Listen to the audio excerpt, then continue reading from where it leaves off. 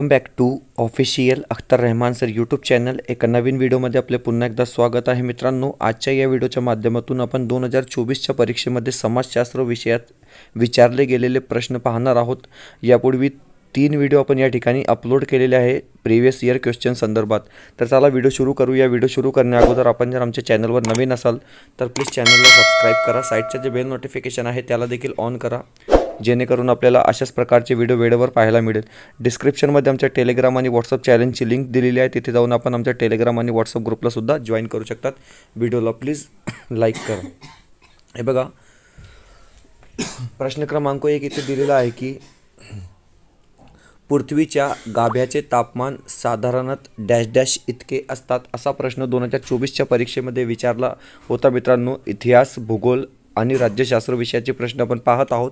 4 option दिलेले आहे. सूर्याच्या पृष्ठीय तापमाना, चंद्राच्या तापमाना इतके, पाण्याच्या उत्कलन बिंदू इतके किंवा अणुभट्टी इतके. तर हे बघा, योग्य उत्तर असेल पृथ्वीच्या गाभ्याचे तापमान साधारण सूर्याच्या पृष्ठीय तापमाना इतके आहे. ऑप्शन क्रमांक 1 बरोबर उत्तर असणार आहे. पाहूया पुढचा प्रश्न. प्रश्न क्रमांक 2.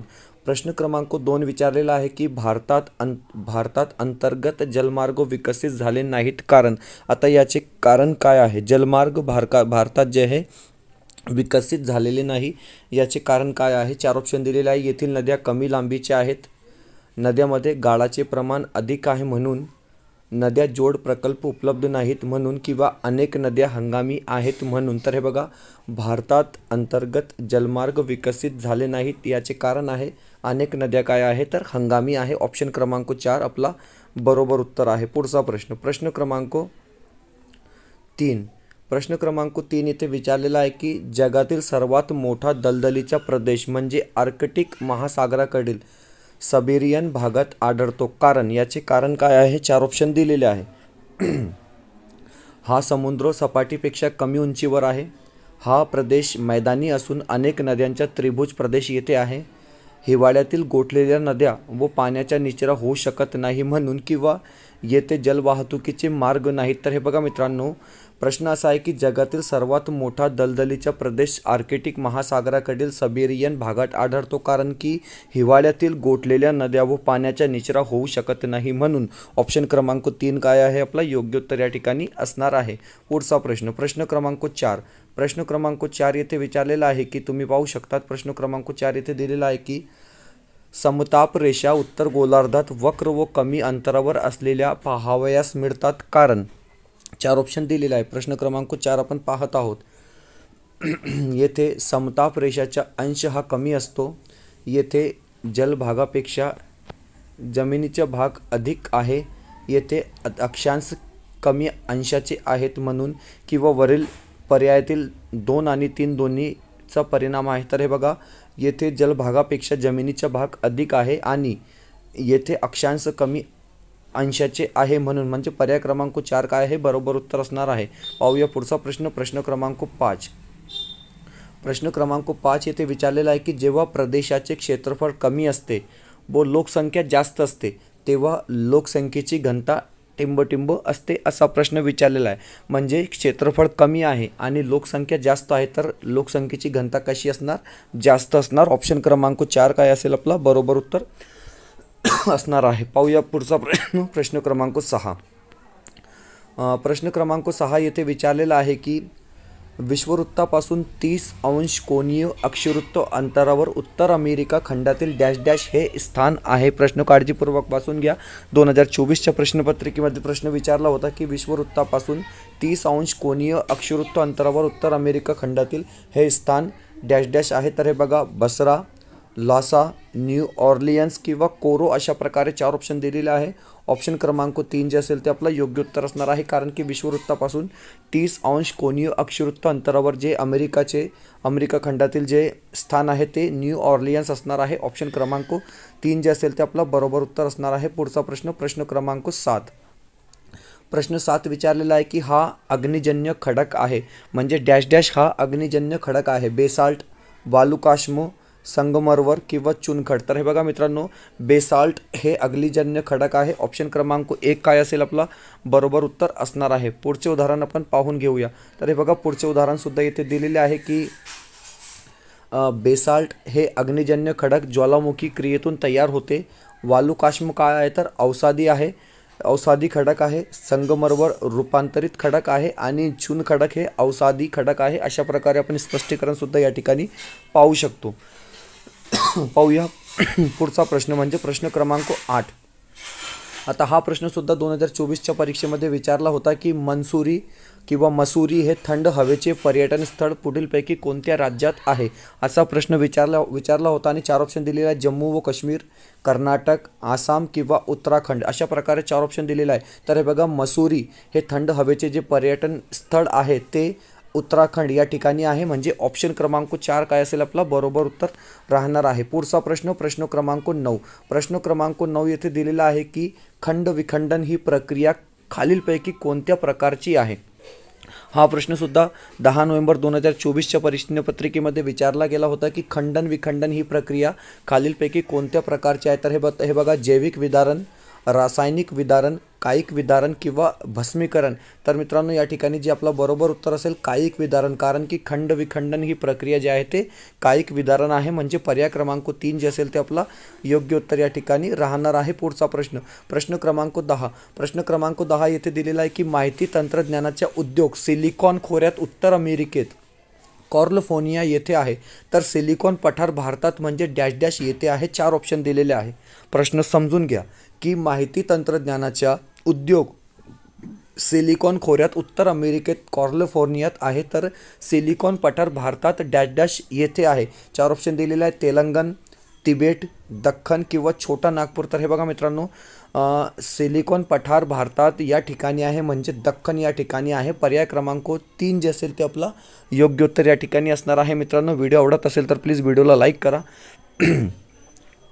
अपन जर आमच्या चैनल पर नवीन असाल तर प्लीज़ चैनल को सब्सक्राइब करा। दोस्तों हिंदी और चाइल्ड डेवलपमेंट एंड पेडागोजी के लिए हमने क्वेश्चन सेट बनाए दोस्तों, जो परीक्षा के लिए बहुत ज़्यादा उपयोगी होने वाले हैं।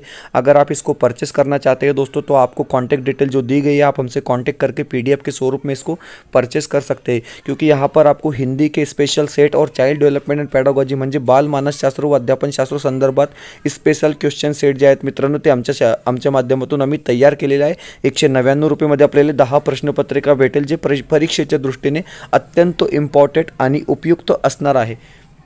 व्हिडिओला प्लीज लाईक करा, चॅनलवर जर नवीन असाल तर प्लीज चॅनलला सबस्क्राइब करा। यानंतर प्रश्न क्रमांक 11 येथे दिलेला आहे की दशकातील शतक म्हणून औद्योगिकदृष्ट्या प्रगती गाठणारा जगातील देश हा डॅश डॅश देश हा ओळखला जातो। अशा प्रकारे प्रश्न येथे विचारलेला आहे की दशकातील शतक म्हणून औद्योगिकदृष्ट्या प्रगती गाठणारा जगातील देश डॅश डॅश हा ओळखला जातो। 4 ऑप्शन दिलेले आहेत, चीन, जापान, तैवान आणि जर्मनी। आणि जे बरोबर उत्तर असणार आहे मित्रांनो ऑप्शन क्रमांक 2 जापान काय असेल आपला या ठिकाणी योग्य उत्तर राहणार आहे। पाहूया पुढचा प्रश्न, प्रश्न क्रमांक 13। हे बघा प्रश्न क्रमांक 12। प्रश्न क्रमांक 12 येथे दिलेला आहे की आफ्रिकेतील केपटाऊन ते कोरे हा सर्वात लांब लोहमार्ग असून डॅश डॅश सरोवरामुळे खंडित झाला आहे, असा प्रश्न विचारण्यात आलेला आहे। 4 ऑप्शन दिलेला आहे, पंचमहा सरोवर, बाल्कन, व्हिक्टोरिया किंवा बेंकल। तर हे बघा मित्रांनो आफ्रिकेतील केपटाऊन ते कोरे हा सर्वात लांब लोहमार्ग आहे। हे तुम्ही लक्षात ठेवा, कोणता लोहमार्ग सर्वात लांब आहे तर आफ्रिकेतील केपटाऊन ते कोरे हा सर्वात लांब लोहमार्ग असून व्हिक्टोरिया सरोवरामुळे तो खंडित झाला आहे। ऑप्शन क्रमांक 3 जे असेल ते आपला बरोबर उत्तर काय आहे मित्रांनो या ठिकाणी राहणार आहे। पाहूया पुढचा प्रश्न, प्रश्न क्रमांक 13। प्रश्न क्रमांक 13 इथे दिलेला आहे की प्रश्न क्रमांक 13 बरोबर, भारतातील सेवानिवृत्तीचे सरासरी वय 60 वर्ष आहे, मीन्स रिटायरमेंट एज। तर जपानमधील सेवानिवृत्तीचे वय डॅश डॅश इतके आहे। ओके, असा प्रश्न आहे म्हणजे भारतात सेवानिवृत्तीचे जे वय आहे मित्रांनो ते 60 आहे, जापानमध्ये किती? तर ऑप्शन क्रमांक C जे असेल ते आपलं बरोबर उत्तर असेल। ऑप्शन क्रमांक C म्हणजे 70 आहे जापानमध्ये। ओके, पुढचा प्रश्न, प्रश्न क्रमांक 14। प्रश्न क्रमांक 14 विचारलेला आहे की फिल्म उद्योग, चित्रपट उद्योग कोणत्या श्रेणीच्या व्यवसायात अभ्यासला जातो ते सांगा. अशा प्रकारे प्रश्न विचारलेला आहे आणि 4 ऑप्शन दिलेले आहे. प्राथमिक श्रेणी, द्वितीयक श्रेणी, तृतीयक श्रेणी किंवा चतुर्थक श्रेणी अशा प्रकारे 4 ऑप्शन दिलेले आहे. हे बघा, फिल्म उद्योग, चित्रपट कोणत्या श्रेणीच्या व्यवसायात अभ्यासला जातो, तर ऑप्शन क्रमांक 3 जे असेल तृतीयक श्रेणी, ऑप्शन क्रमांक 3 जे असेल ते आपला योग्य उत्तर या ठिकाणी राहणार आहे. पाहूया पुढचा प्रश्न. प्रश्न क्रमांक 15वा प्रश्न विचारलेला आहे की हवेची बाष्पधारण क्षमता डॅश डॅश हवेची बाष्पधारण क्षमता अधिक असते असा प्रश्न विचारलेला आहे.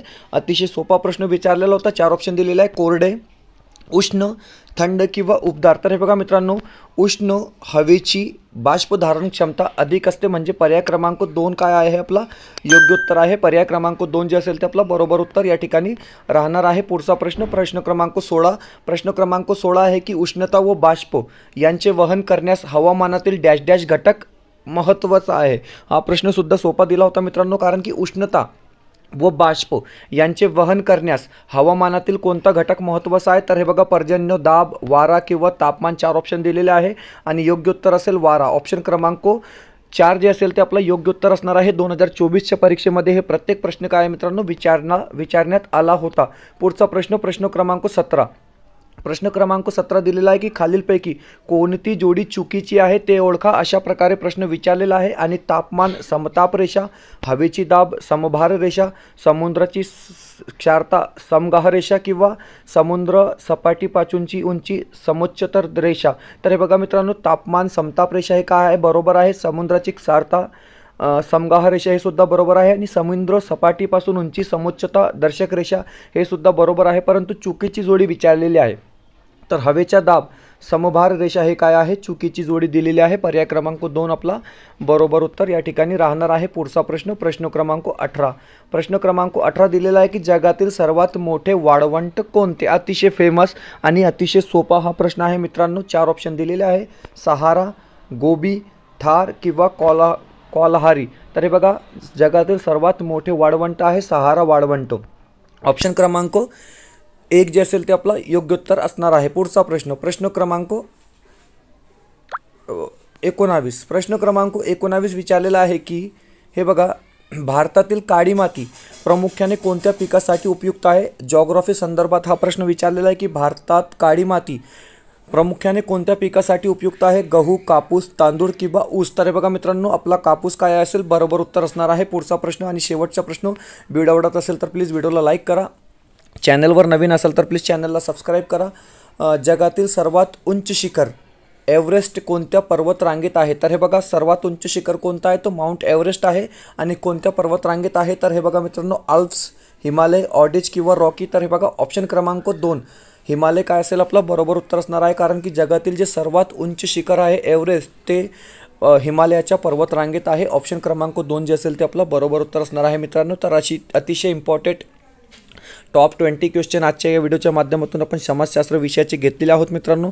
असेच व्हिडिओ पाहण्यासाठी तुम्ही आमच्या चॅनलला सबस्क्राईब करा. व्हिडिओ आवडत असेल तर प्लीज लाईक करा. भेटूया पुढच्या व्हिडिओमध्ये काही नवीन प्रश्नांसोबत.